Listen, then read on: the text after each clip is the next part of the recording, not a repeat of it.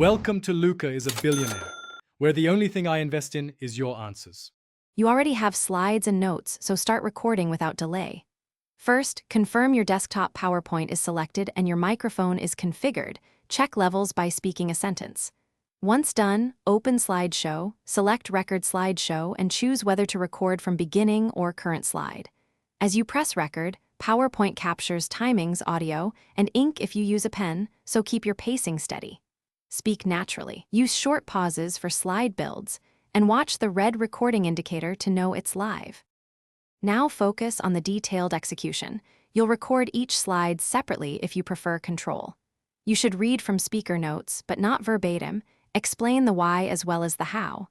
Use pause between points to avoid long edits. Resume recording when ready. Advance animations at deliberate moments so audio syncs with visuals.